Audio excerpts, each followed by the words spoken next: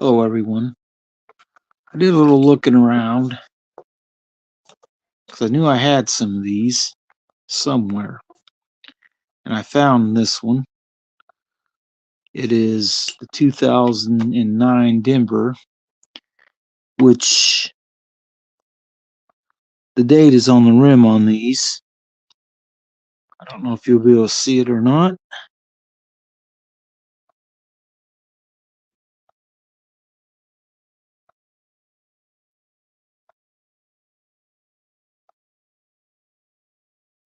but it's a 2009 Denver. Now, this particular design and year was the first year they made these without the other back, which was the Flying Eagle, like this one.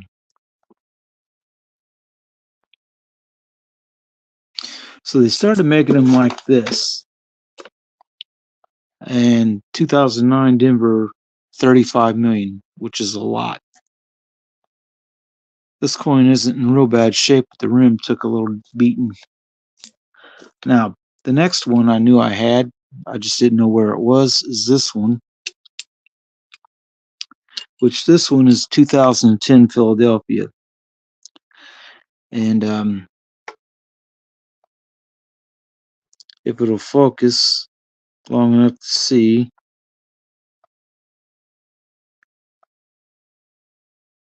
it's kind of hard to see on that, but it is Philadelphia. Now, this particular one, Great Law of Peace, 32 million. After the first couple years of these, though, the mini just would drop greatly till we get to this one, which this coin is the Mohawk Ironworkers dollar coin, and its rim's in really good shape. You should be able to see this mint mark and date, 2015, Philadelphia. So this particular coin, they only made 2.24 million. So it's a little bit rare compared to the other ones. Of course, that they make too many of these dollar coins. Nobody really wants them. I mean, the 2000 Philadelphia here, 700 and some million of these were made, but they do have the distinction of having the Wounded Eagle rarity. It's a die crack, but there's maybe 100 of them known, so you're not going to find them very often. You can look, because there could be a few more than that. Now, decided when I was at my coin dealer shop, we had this currency album, brand new, never sold, still wrapped. He only charged $2 for it. So I'm going to open this up and bring it out of the package, because this is going to hold some of them star notes I've been finding for the time being, and maybe a few other things.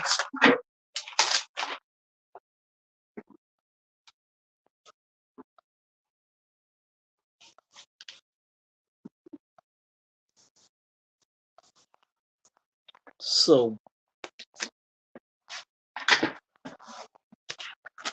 the inside of this is really not a whole lot different than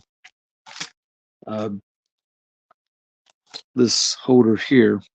A little bit more reflective. All right, first thing I'm going to stick in it is this near radar, binary radar, near. That 5 had been a 4. This would be a binary radar note. Let me keep that for a while. Probably not for a real long time, but for a little while. Stuff it into these.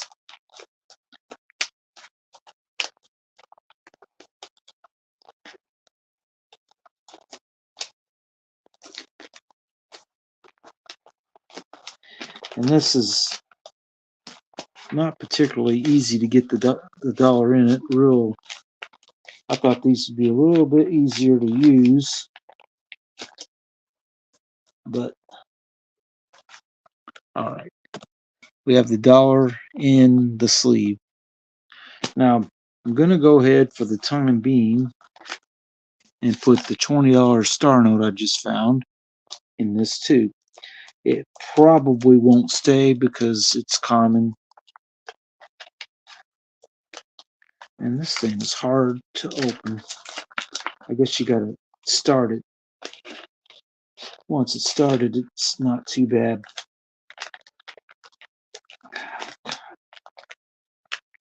Well, actually, it is sort of bad.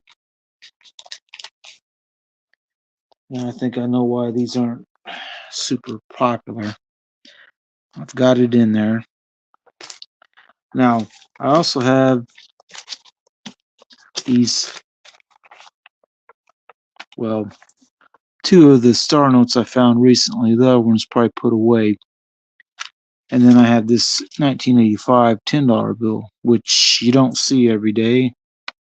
So I'm going to stick it in the next one for now and put the two star notes in one. If I can.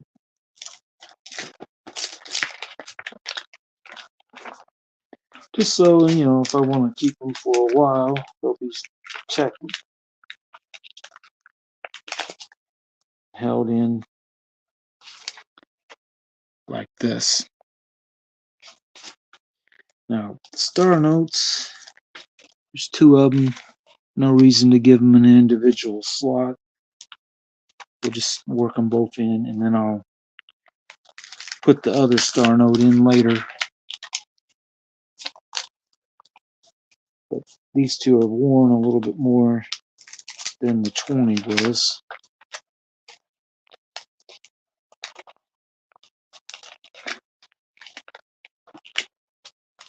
But now they are in the holder. Now, key thing about this, a red seal $5 bill, and it is not a Federal Reserve note, but a United States note, 750. This is a Series 63 bill, so it's a little bit old, and I don't think there's very many of them in circulation. This one wasn't. I had to buy it from a coin dealer guy. All right, let's move on to the next thing. I got a few more things to talk about.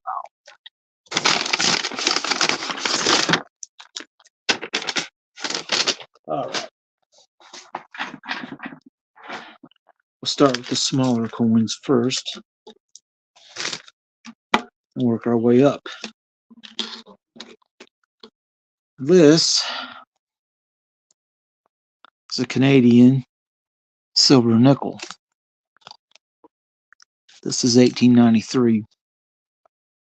It's 5 cents. Sterling. Again, if they do not have smashed down staples, you want to do that. And these sterling ones tend to sell for, if they're put in a card like this, a little bit higher than what usually if they're just loose ones, because they're just loose means someone didn't care a whole lot. Now, this one, King George, or Edwards the Sixth. What did I say King George for? King Edwards the Seventh. And it is a 1906. 10 cents Canada, triple my own tongue, 1906. Sterling. These generally aren't real cheap. This is kind of cool looking though. Now, I'd gotten one of these in a coin lot from a different dealer that was a little bit worn. This is the Bobcat quarter, 1867 to 1967. It is slightly worn, but I'm pretty sure this is a lot better than the other one I had was. And it's got Queen Elizabeth on this side, so it's kind of neat. It was about the same price as, well, it was the same price as the sterling dime, which just goes to show you a little bit older, a little bit rarer, gives you a little bit lower price, or I mean higher price, and the newer stuff's cheaper. Now this is a Canadian half dollar from 1960, 80% silver with the dates on the top, 1960, 50 cents, Canada. It too needs the staples smashed.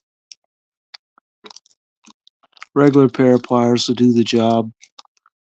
Just don't want to grab the coin with the pliers if you can help it, because the pliers can scratch the coin pretty bad. But you want it held in, and you want these flattened out so you don't tear it up. Now we'll look again at this. See if I can get the focus good. Some good small details worked into the coin on this. I like these 50-cent Canadian coins with this kind of back on them. They're pretty cool looking, actually. All right, moving on from Canada coins to Mexican coins. While I was at Rockville, I managed to get one of these large Mexican coins. This is Hidalgo. It's got a little dirt on it right there, but I don't know. And it has lettering along the side: Industria, Commercial, Agricultural. And then this is what the back looks like. These always, most Mexican coins have this eagle eating the snake. Sometimes it's just lines. This one's the more made to look more like an actual eagle eating the snake instead of just lines. It's 27 and 7/9 grams. That's pretty specific. And 720 silver. It's big to compare it to US 50-cent coin. You know it's pretty big. By the way, I should have put that up, but I didn't. Now, it's even bigger than the Churchill Crown coin by a little bit. So it's a rather large coin, but being that it's only 720, it's actually 0.6431 ASW. But I wanted one of these just because it's kind of cool looking. Have a good look at it. Now, my regular coin dealer I went to first before I went up to Rockville had buffaloes. Now, this one is 4/9 fine silver buffalo. This holder, by the way, is about to break. It's 1 ounce. It says $26.75, but he said I could have it for $26.50, which is exactly what the Rockville shop said they would be selling 1 ounce buffaloes if they didn't have any. They had a different 1 ounce generic, same price. This is done up like, sort of like the buffalo nickel, the design anyway. I don't have a whole lot of these, but I do know, I think it was 2 years ago I done a video because I bought one of these on January 1st. The video was, well, what price do you think this will be by the end of the year?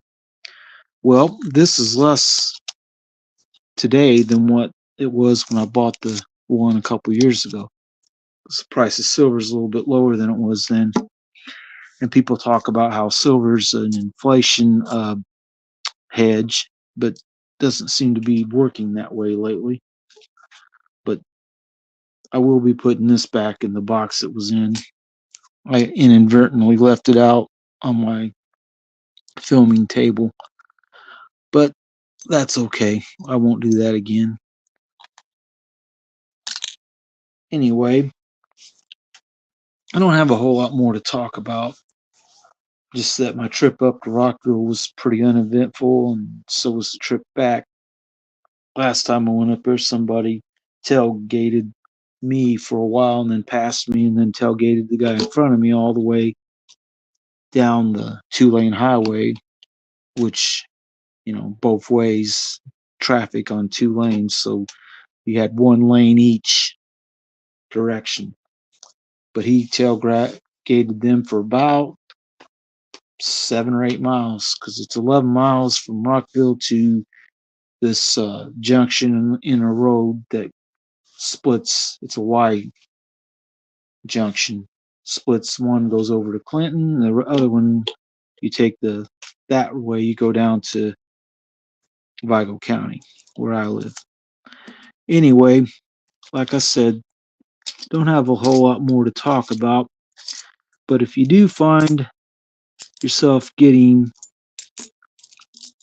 these dollar coins from a bank or whatever, and you don't want to take them back to the same bank you got them from, because some people consider that to be the wrong way to do it. You can always take these to, well, I found out that Kroger, their self-pay, will accept these dollar coins. And you can buy something, add a self-pay, and drop the coins in one by one.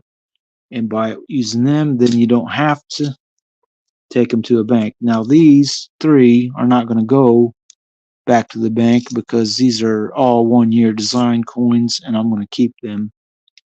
I might even carve those up like I did that other one that had the Indian chief and horse head. Well, you could see just the horse's head on it. Anyway, I don't want to spend much more time talking about this stuff because that's what I got today. And pretty much that's all I got for now. I hope that everyone has a good night. We'll see you next time.